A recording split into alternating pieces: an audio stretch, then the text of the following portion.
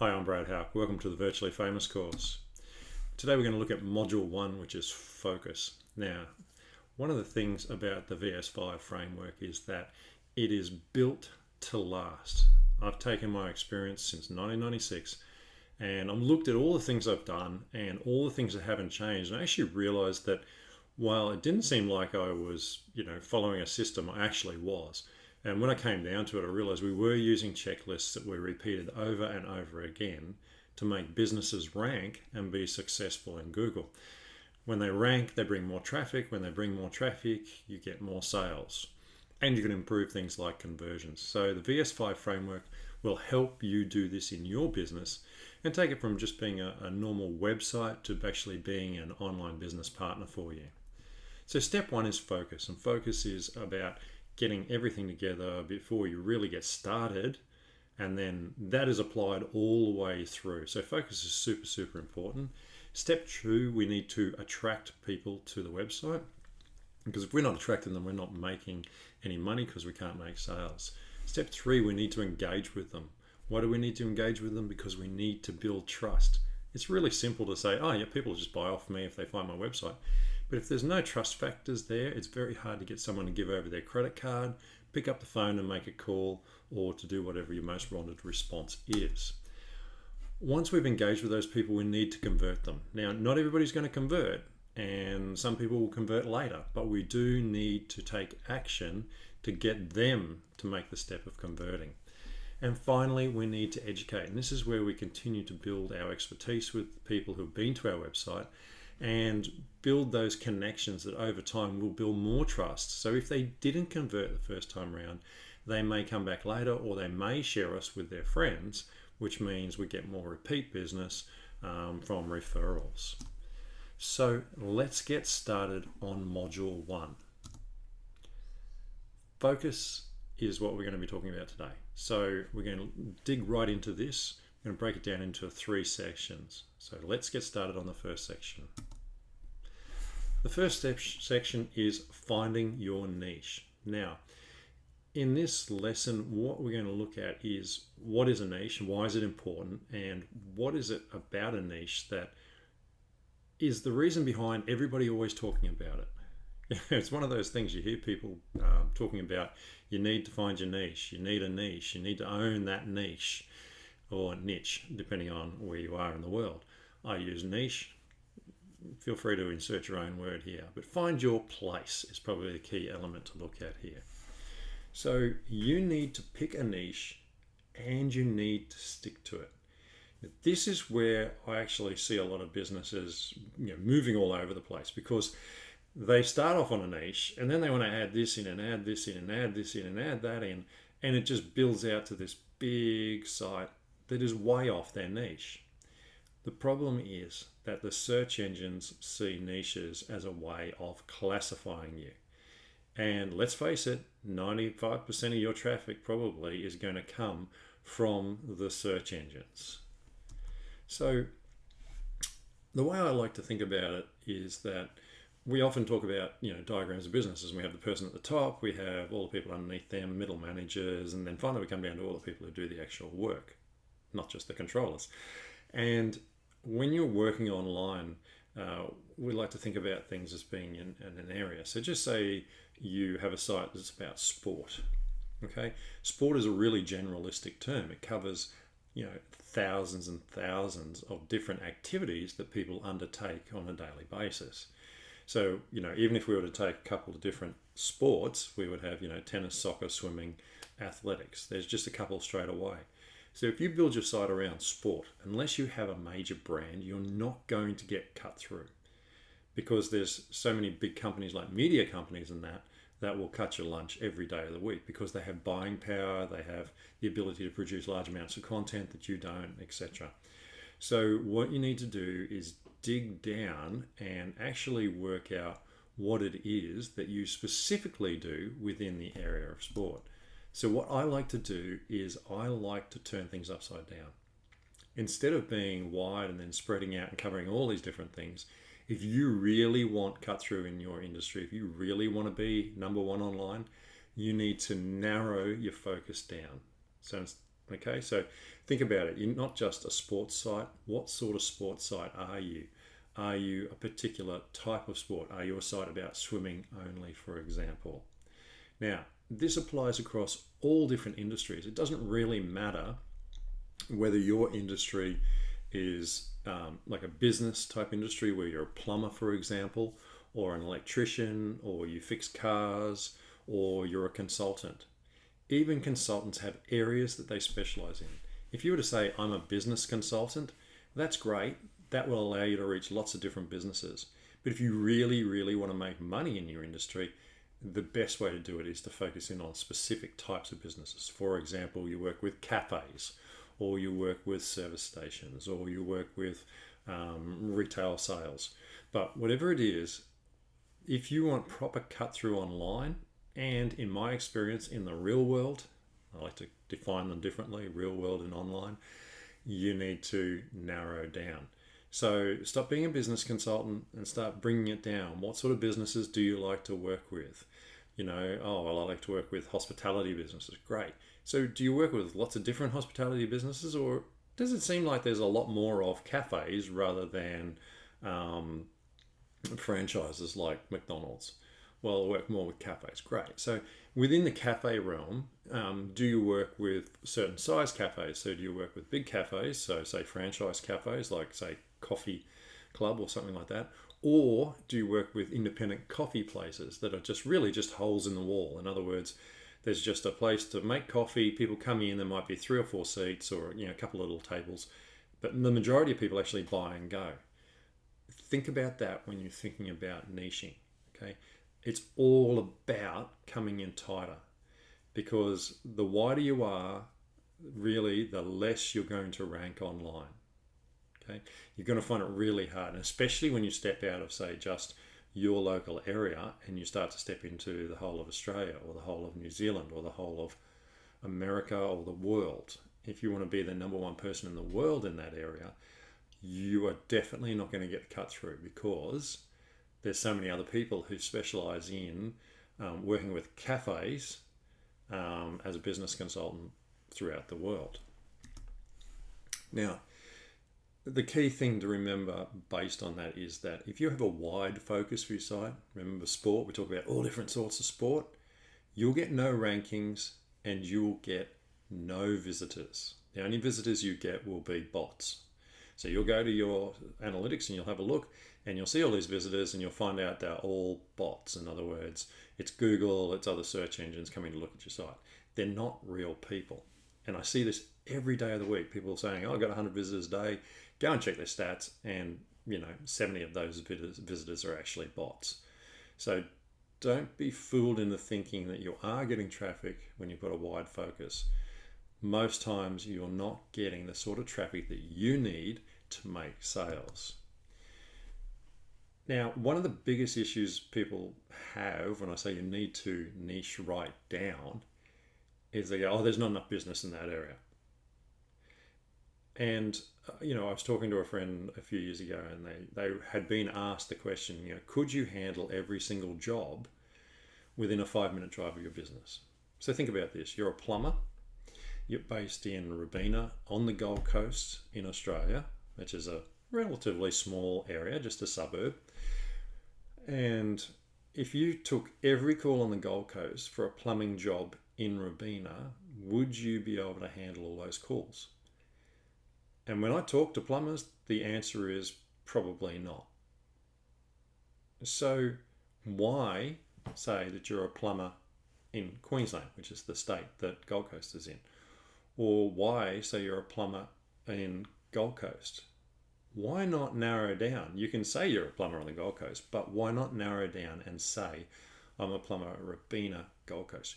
You're going to get more cut through than people who say they're at Southport, because they're going to be ignored by the search engines, because the search engines are now working on geographic areas. So it likes to show people who are in the local area to where the search is, especially with mobile. And remember, the search engines are now mobile first.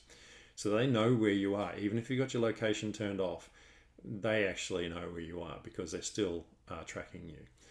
And one of the most popular searches these days, which is growing like exponentially is the search near me. So people on their phone are searching for a plumber near me or a childcare centre near me. So remember that. It's the fastest growing search, okay? So people are realizing that they can search local. So can you handle all the business, within a 5-minute drive of your place? I'm sure if you thought about all of the cafes within 5 minutes. Now 5 minutes is an area of probably say 5 to 10 kilometers. If you were to draw a circle around it, that is a lot of business. So there is still a great opportunity even in that tiny little area. And that will allow you a lot more cut through online. You don't have to get that neat, but you should definitely think about that. Okay, one of the other key elements about focusing in on your niche is it makes you able to talk directly to your audience in language that they understand.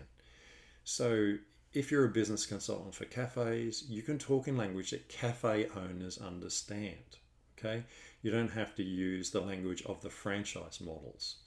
If you're a dog trainer and you're, targeting people who want to get their dog trained, you can use the language and not so much the jargon, but the language of a dog trainer. You can talk about, collars and leashes. You can talk about obedience training or specialized training. You can talk about all of that sort of stuff specifically to your audience. So you're not trying to cater for everybody. You're catering in your content to the people who you want to sell to, who understands.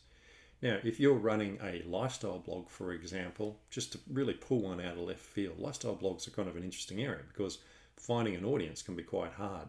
But if you were to niche down into a particular area of lifestyle, so you might target, say, people who like to go kayaking on every river of the world. So you travel, you go kayaking, and you write lifestyle pieces about that.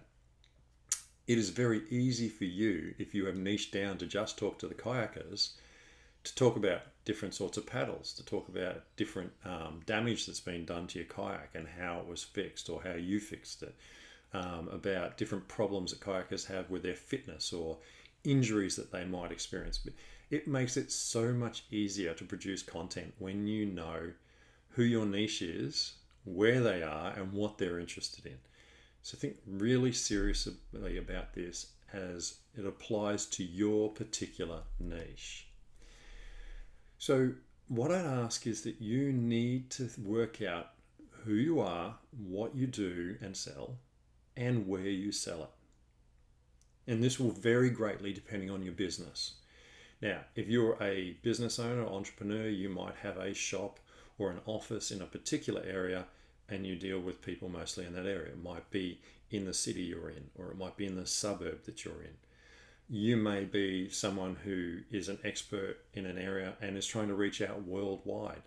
Then my suggestion is not so much to bring in the geographics, so the suburbs and things, but to actually focus in, like the lifestyle blogging example, we're focused in on kayakers only, because by picking an audience, you can make it easier for them to find you and then to share you, of course, with their friends. So bringing in a little bit of the social media element here, finding you on the search engines, sharing you through social media, giving you that reach, and bringing more people to your site, where then you've got the opportunity to connect with them and hopefully make a sale.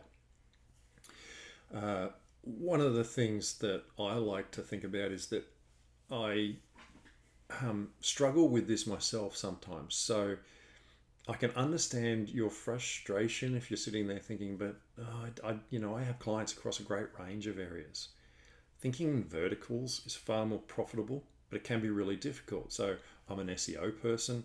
I specialize in this area of getting businesses to rank, and I've been doing it for a very long time, starting out with my own sites in 1996. But I like to work on all different sites. I find that a challenge. But also it puts me in another position, in that if I just focused on one particular type of business, I would just be able to repeat myself over and over again, which would be easier to do. Now, I personally made a choice not to do that. I like helping a range of businesses, but it would be better for me to do that. And maybe down the track, I'll pick a vertical and do that, but I haven't so far. Okay, my vertical is really small business owners. That's my vertical. I like working with small businesses, and I work with multinationals and corporates as well.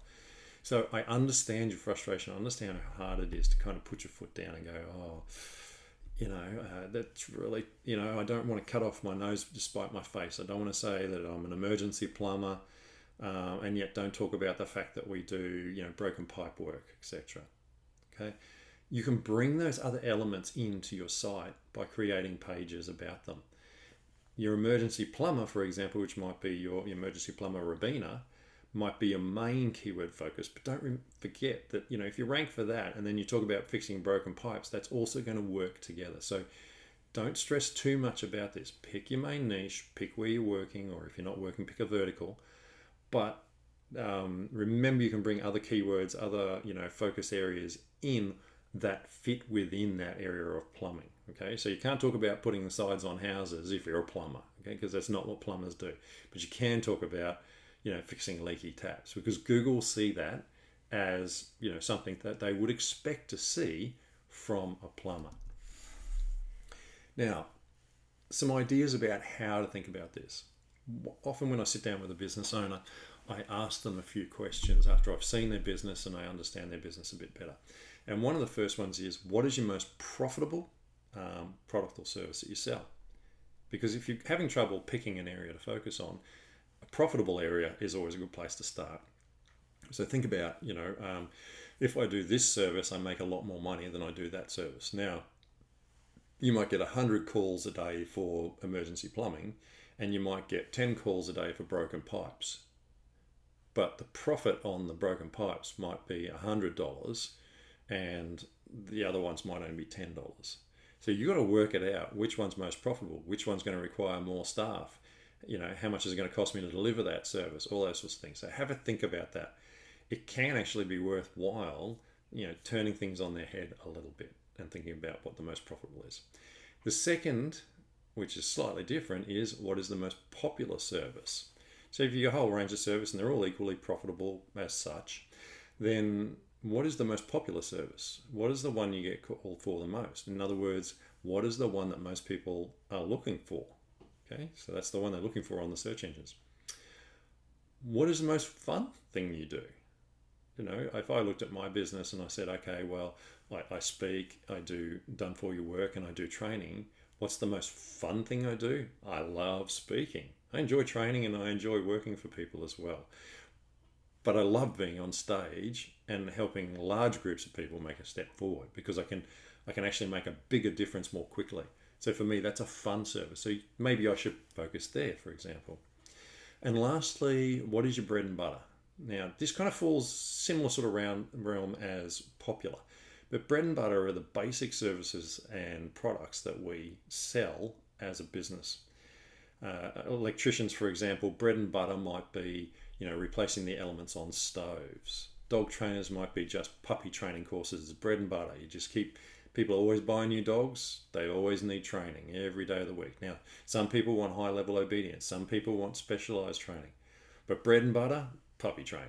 So think about that too, because often bread and butter, it's going to keep coming all the time. So think about those things when you're thinking about how to niche down, because they're super, super important. So when you focus your niche, your keywords online, Google will reward you with rankings over your generalist competition. So if someone else is talking about sport and swimming and dog racing and all those sorts of things, and you just talk about swimming on your website, Google will put you before them, because your stuff is more related to the questions that people ask about swimming than a generalistic site. So you will be rewarded for focusing in. It is worthwhile. It's definitely the way they work. The search engines work very simply. Someone comes along and asks a question, they look through their results and say, that's the best answer, and put it together. Then they look at which one gets clicked and which one people stay on the longest. And they go, well, that's obviously the best answer to that question. And they remember that, and next time you come up. That's it. Real simple. As I said, niche focus is rewarded online and offline. When you focus in on niches, it's much easier to talk to people in public as well as online.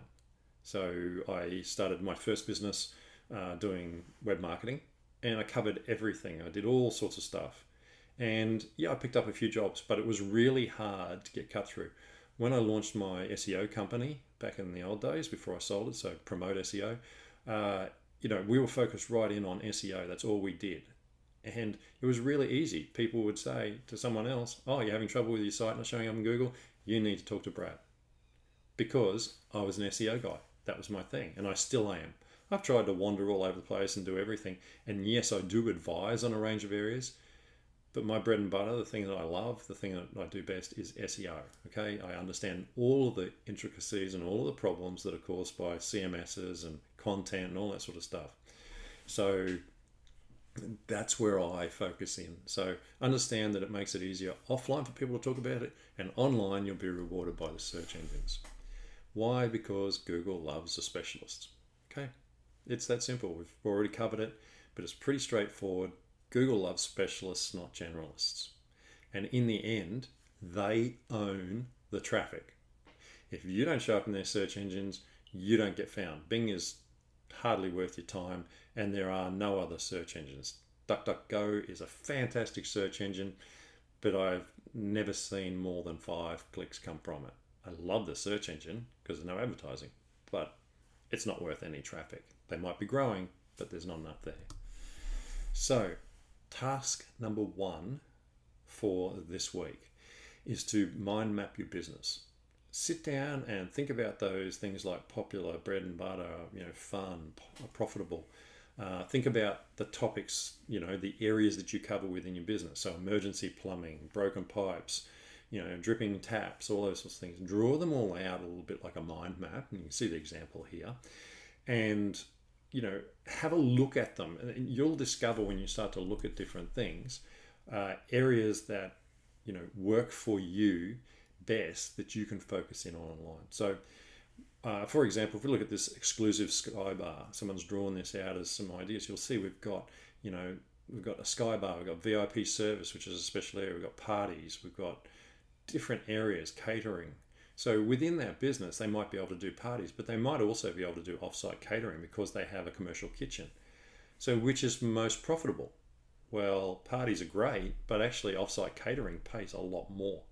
So that may be a major arm of their website. Yes, they have the sky bar, but they might look at a secondary website, or they may look at, really focusing a lot of their content into the fact that the sky bar also offers, professional catering. So think about your business, but remember, I would, rather than focusing on like this one does, where you got catering and parties, catering, I would say you could cater on site only, but normally catering is seen as an off site sort of thing. I would look at what's happening within your business, what you deliver there or to people directly. So have a look at that. Take the time to do that task this week, because it's really, really important that you narrow down your niche. If you can't pick a niche, then you're going to have a really hard time getting the traffic, getting the sales that you want from the search engines. So to review, when you're picking your niche, remember you want to narrow down, you want to niche right down. If you're a local business, niche into your local area. You're the emergency plumbing guy. Now, emergency makes it more niche than plumber. Based in Robina on the Gold Coast in Australia. That's a niche. That's a tiny area that you can target. Yes, you can target, areas around that. That's fine. And you may show up for areas around that area when someone does a search for an emergency plumber in the next suburb over. That often happens. But you've got to start somewhere. Okay? Get out of that generalistic mindset. Get into a niche. And you're going to have to suck it up sometimes. It really hurts. And I go through this so I understand, where, who do I target? Do I target business owners? Do I target authors? Do I target, speakers? Do I, and it's like, but I can help all of them. Well, sometimes you've got to pick the vertical and run with it and see where it leads you. And in the meantime, test different things out as well. So good luck with this week. That's the first section, and I'll see you in the next lesson.